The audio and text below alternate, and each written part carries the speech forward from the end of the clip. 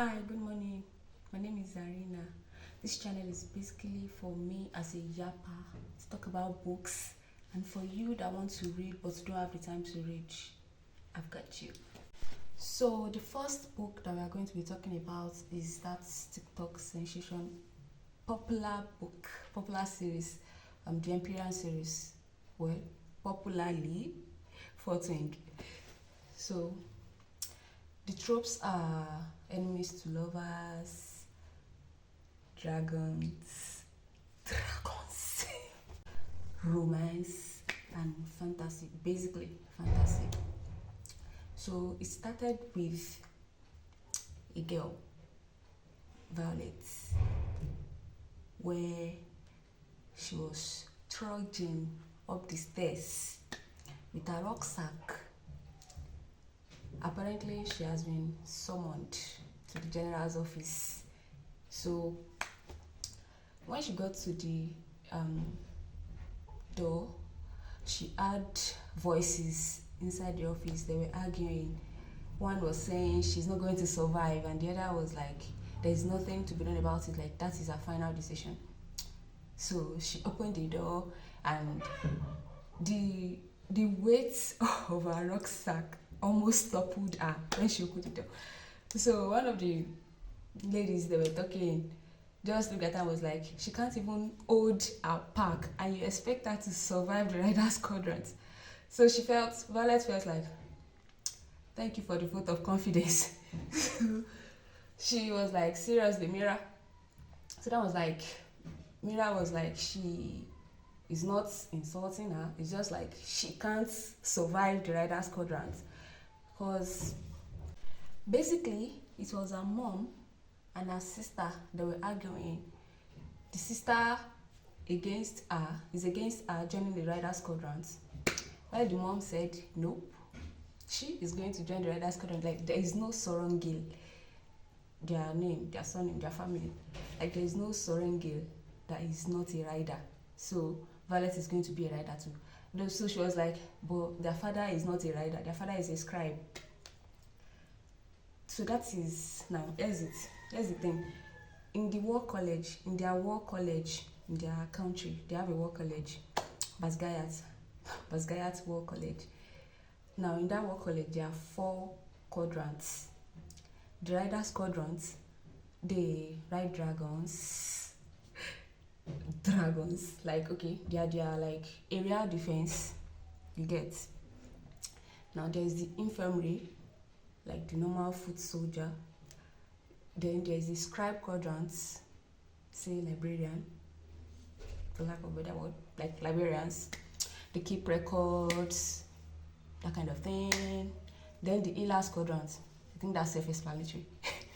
So Violet has been training all her life to be a scribe. She has all her life, ever since she's like smart and anything. That's the only thing that she has been preparing for. She never dreamed that she was going to go to the rider's quadrant. Only for her mom, General Sorengil, to tell her 6 months ago that she is going to the rider's quadrant, and that's final. Period. No argument. So she was like, the sister was not like, unlike her and their older brother that they trained all their own life to be riders, Violet trained to be a scribe. So how do you expect her to survive in the rider's quadrant? Like, the rider's quadrant is like cutthroat. They weed out the weak by killing them. Now, Violet has a condition whereby her bones like pop easily. So something a normal human might say, maybe a bruise that a normal human might get a bruise for, her bone is going to pop and she's going to be needing binding and all that. Now the mom is now sending her to a quadrant that is not peaceful, like not peaceful at all. So the sister was trying to convince their mom that she's going to die. Like, are you sending her to die? Do you want to lose another child? So the mother was just like that's our final decision. Like, no child of ours is going to the scribe quadrant. Okay, fine. So Mara was just like, fine. So she took Violet out of the mother's office and they went back to Violet's room. So the sister was like, Mira, was like, well, she tried. Like, she thought she was going to be able to convince their mother not to send her to the rider's contract. But since there's no convincing the witch, so she's going to try to like give her some tips, that kind of thing. Because Mira is a rider, she's already a lieutenant, you know. And she's decorated like this kind of badass rider. Yeah. So she was like, she's going to give her some tips to survive. Now, today is conscription day. So there's a test that riders have to pass before they can be admitted into the riders quadrant. They're going to cross the parapet. Now the parapet was described to be as tall as the Empire State Building. Like as tall as the Empire State Building. So, and the width, I think is like, sorry. It's not that wide. It's not that wide. And then it is, I think it is 18. I'm not sure. But there are no hand holdings. Well, you know, if you are crossing, say you are crossing a stairs or something, there are some hand holdings. There is handrails, but no handrails. And imagine that. So they are going to cross it. It is any initiate that's able to cross that gets conscripted into the riders quadrant. That is their own rule. So the sister was not like, for her to cross the parapet, like she has to. So the sister was ditching her rucksack. You know, she took the rucksack and then she was removing all the load there. Like, she cannot carry this. She cannot. So Violet was like, but she loves that. Like, are you willing to die for it? It is anything that you can carry and you are willing to die for, that you should take with you across that parapet. Because if you carry something heavy and you cannot maintain your balance, the wind is just going to blow you off. And that is the end. So are you willing to die for it? Okay, fine. You removed your necessary luggage that she packed. So the sister did that. She moved her bag, packed her pack, and then she gave her an armor that she made from her own dragon scale. And she told her that she should never remove that armor, like it is going to protect her. So she was like, okay. So she gave her some leathers. Now the thing is this, the leathers current have a kind of uniform. Now the set that Mira gave her now, it's almost like the one that they'll be giving at the leathers current. So she was like, are they not going to talk? Like, she was like, no, they are not. So she should wear it. So she helped her to pack her bag. Then she helped her to braid her hair. So she was like, I don't know why you don't cut your hair. Then I was like, I'm not going to cut it. So, okay. She just told her to, okay, sit down. So she braided the hair into a crown for her, that kind of thing, last minute preparation. And then she was word vomiting the things that she should do and she should not do, that kind of thing. And then she was like, well, she has tried. Because they're already ringing the bell for the newcomers to come and take position, that kind of thing. So Mira was just telling her like she should try to avoid this, you know, that kind of thing. Don't die, Violet. I will hate to be the only child. So she was like, no problem. So she told her that, Mira told Violet that she should look for Dane Athos. So she was like, Athos is Violet's childhood friend, Dane.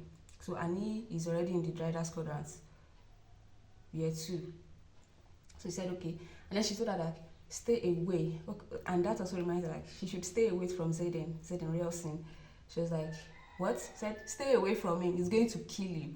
So she said, okay. So when they got to the cadets that they are going to put their name down, so when she told them that name, they asked names and they're like Violet Sorengel. So she was like, huh? It's Sorengel, like it's Sorengel, the general's youngest. She said, yeah. Well, she doesn't look like the typical Sorengel. You know, I said her bones break easily. She's brittle and tiny. She's short too. so when the general saw Mira, the older sister, and she's like, Lieutenant Sorengil. I was like, yeah. It's okay. Tone the hero worship down, please. So she was just trying to like motivate Violet, that kind of thing. So they said goodbye, and Violet went ahead. So they were going to climb a stair. They're going to climb. Because I said the parapet. Okay, so they will climb to the place that they are going to start crossing. So on the stairs, she met a girl, Rhiannon. So they just got talking, that kind of thing. So as we were talking, Violet noticed her shoe, the girl's boots, noticed Rhiannon's boots. So she realized that it is the same kind of boots that she was wearing too before Mira changed it out for her. So she just told the girl like, okay, like what is your size? So see, the girl said she wears 9, and Violet was like she wears 8. But this is what's going to happen. She's going to switch with her, like one leg. So give me your left leg, I'll give you my left leg, because the boots that she's wearing, that Violet is wearing, grips, unlike the one that Rhiannon is wearing that is very slippery. She's just going to fall. So the girl was like, you are willing to change? She said, yeah. Okay. So they swapped one leg. Now there's a guy behind Violet, Jack Balwiri. So it was like, she doesn't look like a Sorengil. Now her sister though, now that one is a rider you can respect, but is she even going to cross the parapet? It's just talking down on her, that kind of nonsense yapping. So she was just like, I don't really have your time. I don't have your time. So the guy was just trying to get a rise out of her, even all through the climb, that kind of thing. But she was like, I am not going to entertain this. I am not going to entertain this bullshit. So when they got up, there's some cadets there that are going to take their names. Now that is like taking the name of the people that wanted to cross. Then at the other end, when they've crossed, there's another set of cadets that are going to take the name of the people that were able to cross. So when she got here, this first side, she saw 3 cadets, and they took Rhiannon's name and they told her to continue. So when Violet now, when she gave her name to the cadets, so the moment she said Violet Sorengil, well, everybody knows her mother, or rather knows their family self, the Sorengil. Everybody knows the family because they are like this badass rider. Like even the king, the mother is a general actually. So she said, when she mentioned her name, that was like the general's youngest. She said yes. Okay, so that was how a guy just turned back when she mentioned that name. So when she looked at the guy, she was like, they sure breed them fine in this place. So she was thinking that's how the guy was he was looking at her. Then somebody called the guy's name like, hey, Zayden. That was how she was like, oh my god, that is Zayden. Like the Zayden that her sister told her to avoid at all costs. So Zayden was just like General Sorengil's daughter. She was like, Fenrison's son. So it was just like, So he said, Zayden, he said, your mother killed my father. And she was like, your father killed my brother. So I guess we are even. So she was like, he was like, hardly. We are not even. So he was just like, he looked over her. Jack is behind her. So when Jack gave his name, he was like, they should watch out. He's going to be the wing leader one day. Yada yada yada. So Zayden just told Violet like she better get going. So she just started crossing the parapet. So when she was crossing, she got nervous because ahead of her the guy before Rhiannon, Dylan, he already fell off. So she was, it's shaking, that kind of thing. Like, more people are just dying. You just die anyhow just because you want to like join a quadrant. I like, well. So she started, but she got nervous and she was like fumbling. So she was like, okay, she needs something that calms her, and books calms her. I said she has been training all her life to be a scribe. So she's like, okay. She just started reciting the history of their continent, of their country, Navarre. So she started reading the history and she put her hands out like this, like Mira suggested to her. Now, another issue is it started raining. so that one too is there. So she was just moving, like she was just going step by step, reading the history. So that calms her, and she was able to move gently, gently, gently. That was how she just decided to look back. When she was already halfway through, she looked back and she saw that Jack, like, it was so peaceful. Like, guy, not be the same parapet you did. Why are you this calm? That kind of thing. So she said that it was just that calm, like it was taking in the scene, like scene where the whole and be taking. So she was like, that one, she's going to avoid him at all costs. So that was how she just said that instead of Jack to continue straight, he turned back. Like, why is he turning back? That's how she saw that he went to throw off the initiate behind him. The initiate that was coming after Jack. The way threw him off the parapet. Violet was like, So that was how Jack turned back and was like, I'm coming for you next, Sorenge.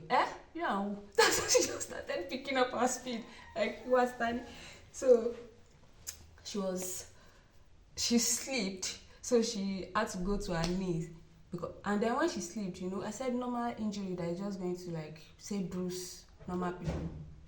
It's going to be it's problematic for her. So when she hit her knees, she felt the knee like it was swollen. She was like, okay, nice one. She was just trying to hurry because Jack was like running, that kind of thing. So she was like, you're not going to catch me. You're not going to throw me off this parapet. So she kept running and running. But Jack was already gaining on her. The lower ceiling.